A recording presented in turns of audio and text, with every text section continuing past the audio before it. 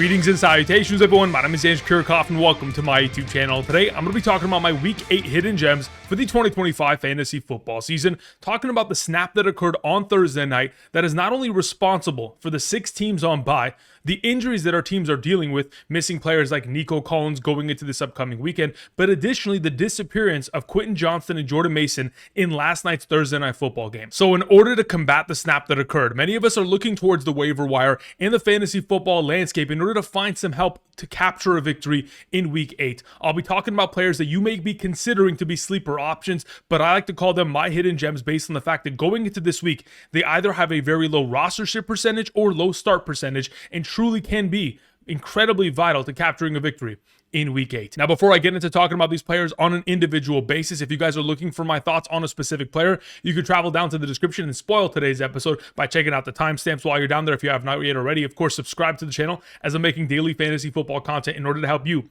capture a 2025 fantasy football championship. Another way that I'm, of course, trying to accomplish that is by providing rankings every single Sunday morning via the live streams. But for those of you guys who want all-encompassing rankings sent from my email directly to yours at every single position, including flex for both half and full PPR, be sure to travel down to the description of the video today and check out Betr. I'll be partnering with them not only to provide, of course, rankings every single Sunday morning, but also plays. Again, at the end of today's episode, I'll be putting together a couple plays in regards to this upcoming weekend slate of games, a couple of them in which I'm very much so confident in. So if you guys are interested, be sure to go ahead, sign up today using code Andrew, make that first time deposit minimum of $10, make that first time play minimum of $1 within a real cash play, and you'll get those rankings sent from my email directly to yours every single Sunday morning. Be sure to check your spam folder. If you guys are interested, of course, by signing up today using code Andrew, you get a free $10 by just using code Andrew. So be sure to go ahead, check out the map to the right side of the screen to determine your eligibility today. Thank you very much for all the support.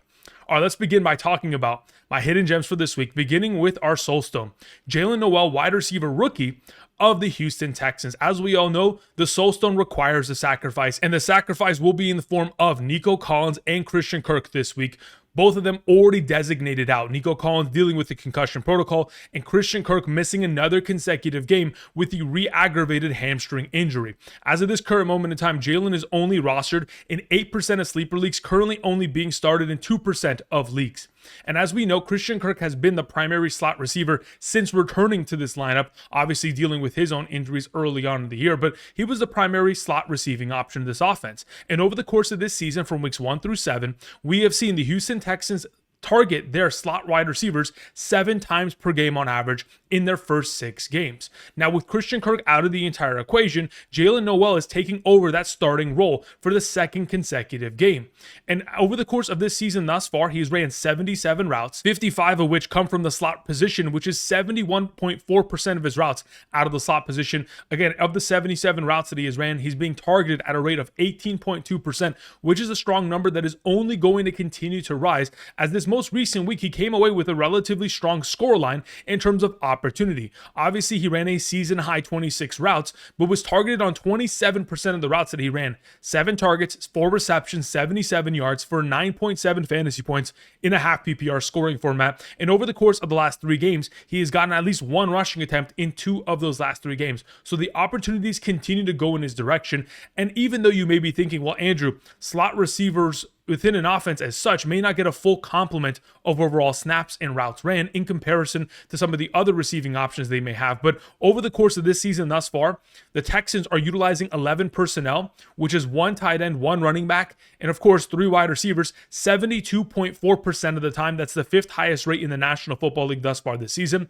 And when you're taking on the San Francisco 49ers, the expectation is a negative game script, even with Mac Jones expected to start once again for the 49ers offense. As of right now, the 49ers are allowing nearly 25 fantasy points per game to opposing wide receivers, 24.79 to be exact. On a per game basis, they've only allowed the 21st most receptions and receiving yards to opposing wide receivers. But where the 49ers have struggled in terms of their secondary play is specifically against opposing slot receiving options, which of course JAYLIN NOEL is. Thus far this season, Upton Stout is their primary nickel corner. Amongst all cornerbacks versus slot receiving options, he has given up the 8th most targets, 9th most receptions, and 10th most receiving yards to opposing slot receiving options thus far this season. Therefore, I'm anticipating JAYLIN NOEL to be heavily utilized within the upcoming contest, especially considering the number 1 receiving option of this offense in the form of Nico Collins is out, which means less target competition. Especially when you take into account you're taking on the 49ers defense, who have created the lowest pressure percentage amongst all teams in the National Football League thus far, 11.9%, in comparison to the Seahawks last week, who have generated the 3rd highest pressure percentage in the National Football League thus far this season with 26.9%. It was evident last week on the pressure that was sent in the direction of CJ Stroud that if this week the pressure is not going to be in his face, he'll be at a far higher capacity to find success, as thus far this season, CJ Stroud under pressure has a 55.6% adjusted passing completion percentage, 4.4 yards per attempt, while in comparison when he is kept clean, he has a 75.4% adjusted passing completion percentage with a 7.8 yard per attempt average. Again, everything going in the direction of JAYLIN NOEL, finding a lot of success within the upcoming matchup this week.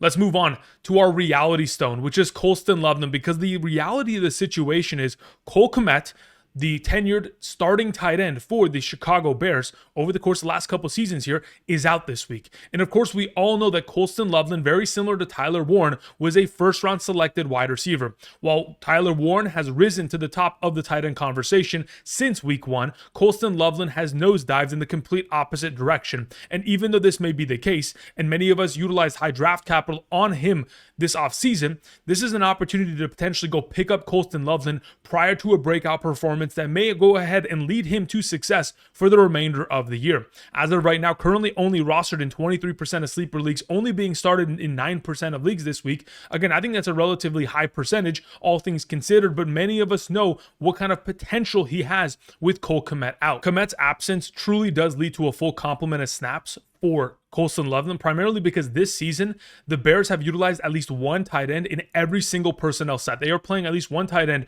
100% of the snaps offensively. Therefore, we should expect Colston Loveland to very rarely leave the field going into this upcoming matchup against the Baltimore Ravens. As of right now, going into this week, the Chicago Bears are 7-point underdogs on the road in Baltimore, taking on the Lamar Jackson-led offense that again should be revitalized after the bye week. Of course, this negative game script that is currently implied should lead to a pass-heavy approach.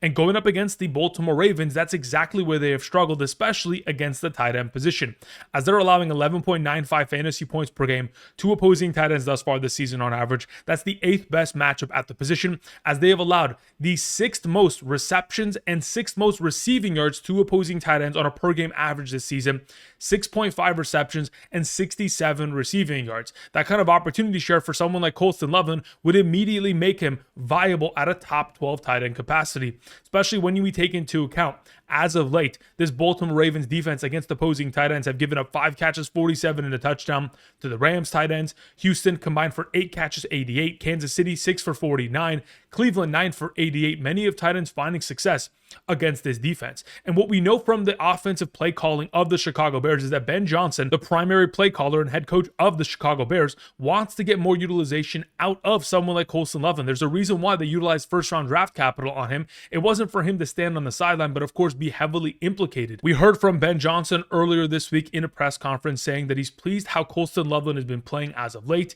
He knows that the production in terms of numbers perspective isn't where he thought it would be at this current moment in time within the season, but he's impacting the game in multiple ways. And I'm hoping that they're going to address his lack of utilization and only increase that, because thus far this season, the Chicago Bears have only been targeting their tight ends in the 6 games in which they have played 5.33 times per game. The matchup in itself should be able to elevate the overall opportunity share within Colston Loveland's overall situation, on top of the fact that, of course, Cole Kmet is absent. Obviously, the quality opportunities that Colston Loveland has been given have led to receptions, but over the course of this season, especially the last 3 games, Caleb Williams has only completed 58.7% of his overall passes. In order for Colston Loveland to meet that kind of upside range of production, despite how much involvement he is going to see this week, it's purely going to be on the shoulders of Caleb Williams to be able to elevate him to that range. Within the negative game script, we're expecting a lot of passing attempts and hopefully a lot of utilization for this upcoming weekend's National Tight Ends Day. All right, let's move on to the next hidden gem. We have BRASHARD Smith, running back of the Kansas City Chiefs, who is currently being rostered in 33% of sleeper leagues, started in 11% of leagues. For those of you who are dealing with a bipocalypse at the running back position, hopefully you went ahead and you picked him up off of the waiver wire, as this most recent week he had himself a very high volume of overall utilization. And that was primarily because of the blowout against the Las Vegas Raiders. And going into this week, the Kansas City Chiefs are 11.5-point home favorites against the Washington Commanders, who will not have their starting quarterback Jaden Daniels under center. So if we're going to be in a position in which BRASHARD Smith is going to be exposed to even more rushing opportunity in the fourth quarter, just like he was last week. Remember, he had 10 rushing attempts in just the fourth quarter alone in week 7. Again, a lot of these opportunities prior to that look like jet sweeps, a lot of utilization and opportunity as a receiver, as over the course of this season thus far, his primary value has been getting a lot of receiving utilization, 3 receptions minimum in each of the last 4 games. So when we take into account the possibility of him getting more looks because of the overall game script, Kareem Hunt is currently dealing with an injury which could lead to BRASHARD Smith getting even more early touches within this game. We have to take into account that the reception counts are going to be there for a PPR form, and additionally, the rushing upside should eventually be there, considering the Commanders are allowing 13.1 fantasy points per game on average to opposing running backs based purely on rushing statistics thus far this season, as they've allowed 4.15 yards per carry on average. But if we just go ahead and isolate his utilization as a receiver, over the course of the last 2 games, he has ran 14 routes, 9 of which have been either out wide or in the slot position. That's 64% of the time. Over the course of this season alone, he has made 13 receptions behind the line of scrimmage, and that is primarily because of the screen game in which they continue to utilize him at. If they're going to continue to expose him to that kind of workload share of opportunity, expect him to find success, as this defense is allowing nearly 7 fantasy points per game on average to opposing running backs within the receiving game, just off of receiving statistics, receptions, receiving yards, and receiving touchdowns in a half PPR scoring format. I believe BRASHARD Smith going into this weekend, for those of you who are in a running back bind due to the bipocalypse and injuries, should be a potential starting option against the matchup on Monday night, taking on the Washington Commanders. Let's move on to CHIMERE, DIKE, who is going ahead and taking over the primary slot receiving role of Tyler Lockett. Earlier this week, of course, Tyler Lockett, who was the primary slot option of this offense, was released on his own desire. Obviously told the organization he would like to be released, and in fact took place. As of right now, because of that information, DK has moved up to being rostered in 15% of sleeper leagues and starting in 8% of leagues this week, and on one of my teams, in fact, primarily because of the necessity due to the bipocalypse. DK taking over this starting role is incredibly important, primarily because of the matchup this week and the exposure to opportunity that he'll be getting, specifically because of how the Indianapolis Colts secondary has functioned. Thus far this season, DK has ran 118 total routes, has been targeted in terms of an 18.6% target rate, which is a strong number, but I'm expecting that number to grow, as 95 of his 118 total routes that he has ran has been from the slot position, which is 80.5% of the routes. But over the course of the last 2 weeks, we have seen season highs in terms of 22 and 24 routes ran, and in this most recent week against New England, 4 targets, 4 receptions, 70 receiving yards, and a receiving touchdown for 14.9 half PPR fantasy points. And on a given weekly basis, he's getting 1 to 2 rushing attempts weekly, which continues to expand his overall touches. And yes, this most recent week definitely benefited from a 30-plus yard receiving touchdown as he ran a post route from the slot position, of course, finding himself open on the route. But I think that exposure to opportunity is only going to continue, primarily because amongst all teams in the National Football League thus far this season, the Tennessee Titans are utilizing 11 personnel, 3 wide receiver sets, 78% of the time, which is the highest rate amongst all teams in the National Football League. And when you have Tyler Lockett released, Calvin Ridley out due to the hamstring injury, there's less target competition within this offense, taking on the Colts, who are the second best matchup at the wide receiver position, allowing 32.74 fantasy points per game. On a per game basis, the Indianapolis Colts have allowed the 3rd most targets per game to opposing wide receivers, 2nd most receptions, 3rd most receiving yards, and 6th most receiving touchdowns. Just this most recent week's matchup against the Los Angeles Chargers slot receiving options, they gave up 21 targets to opposing slot receiving options for 15 receptions and 192 receiving yards. Again, it was an incredibly negative game script, but that should once again be the case here as the Indianapolis Colts continue to take strong leads against opposing options. I'm anticipating a lot of opportunity for CHIMERE DK to get the receiving utilization he needs within an offense that, of course, will be throwing for probably 70+5% of this upcoming game. All right, let's move on to another hidden gem. We have our time stone, Mason Taylor. Look, it's only a matter of time until he becomes a consistent part of our starting options every single week at tight end. And going into this upcoming National Tight Ends Day, this upcoming Sunday, I'm hoping that Mason Taylor can find his first touchdown of his career. But as it currently stands, the fact that he's only being started in 19% of sleeper leagues, rostered in only 35% of leagues as of right now on sleeper, isn't really a surprise considering the lack of contributions he's put forth in back-to-back weeks. But I want you all to know that over the course of the 2 games in which he has played with Tyrod Taylor, he has gotten himself healthy opportunity share, especially within this most recent week in which, as soon as Justin Fields was benched at halftime, all of Taylor's overall utilization in terms of targets and receptions were made with Tyrod Taylor.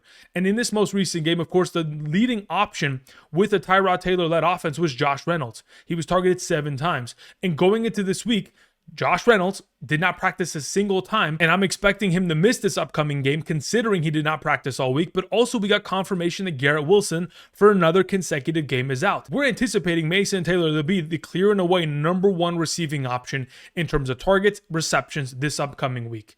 And considering Tyrod Taylor's trying to win this job for the future of his season and trying to shift the tides of the Jets season as a whole, as they've started 0-7 to begin, I'm expecting Tyrod Taylor to be looking in the direction of Mason Taylor, who, yes, he himself is dealing with a quad injury and was limited Friday, but the exposure to opportunity should simply be there, primarily because of the matchup as they're taking on the Cincinnati Bengals. The #1 matchup at the tight end position that is allowing 18.8 fantasy points per game to opposing tight ends. They have most recently allowed 141 receiving yards on 11 receptions for 4 receiving touchdowns to the Pittsburgh Steelers tight ends, 50 yards and a touchdown to Green Bay, 101 and 2 touchdowns to Detroit, 61 and 2 touchdowns to the Minnesota Vikings. We have seen the following tight end productive weeks and a half PPR in terms of fantasy points just as of late: 10.3, 25.6, 11.3, 17.7, 13.4.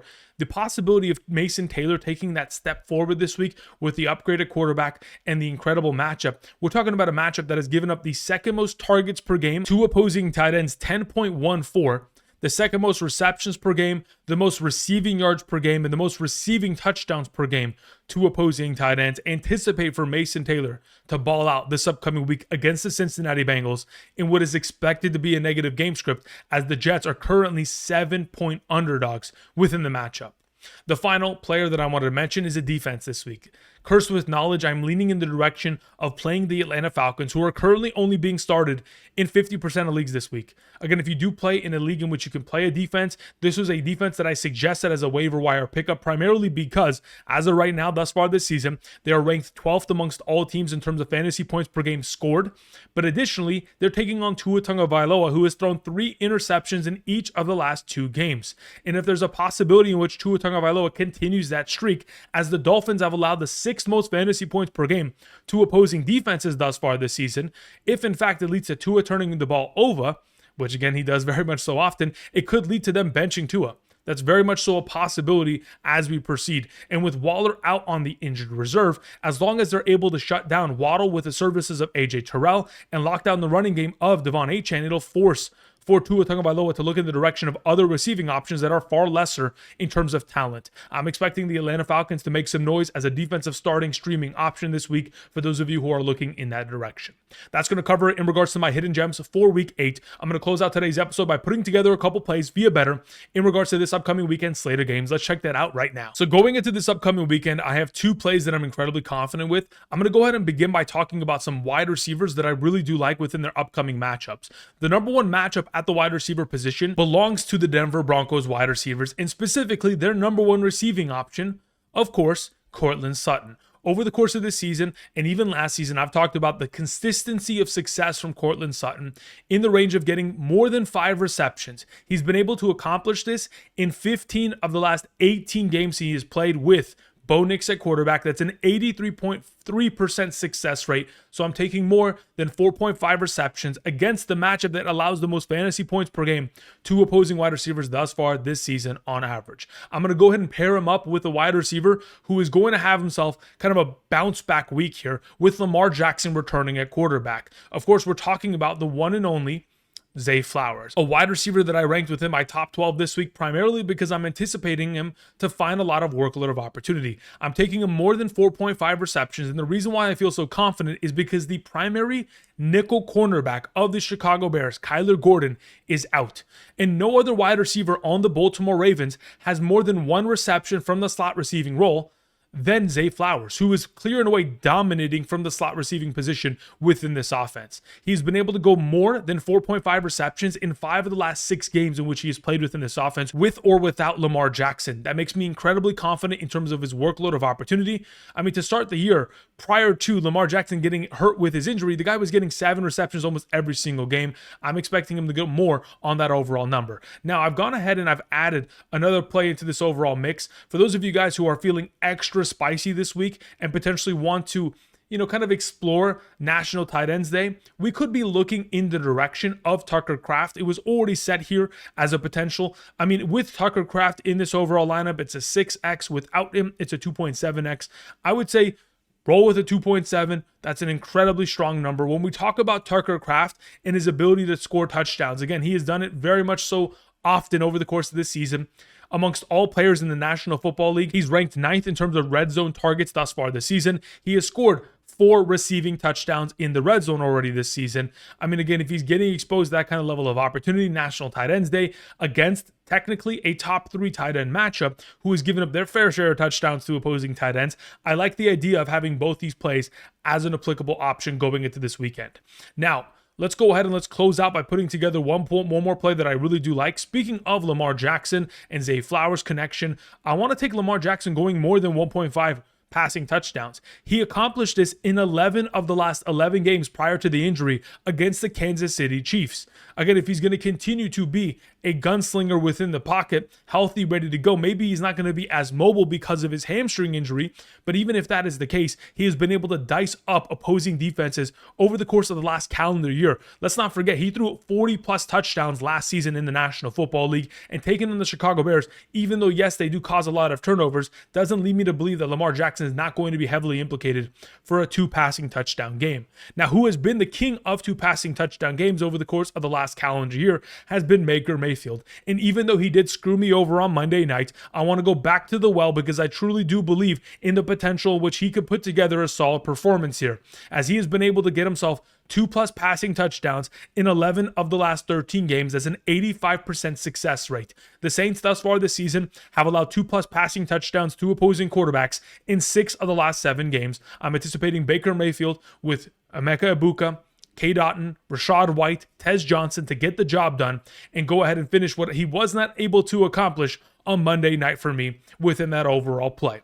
Those are going to be the plays that I'm going to go ahead and put together going into this upcoming weekend. Thank you everybody for watching. Again, there are many of plays in which you can put together, so check out Betr. Use code Andrew today to get that free $10. And of course, if you make that first time deposit minimum of 10, make that first time play minimum of $1, picking more or less on 2 player statistics, again, within a real cash play, you'll be eligible to get those rankings sent for my email directly to yours every single Sunday morning. So if you guys want those rankings, be sure to check that out. But if you're not eligible or not interested, you can always find the rankings that I produce every single Sunday via the Patreon. You can, of course, ask me individualized questions, whether it is a waiver wire pickup, a starter sit question, a trade question, all that available. Be sure to check out Patreon as well. Link down in the description. That's going to cover for me today. I'll see you guys this upcoming weekend for the upcoming live streams. And until next time, I'll see you guys. Peace.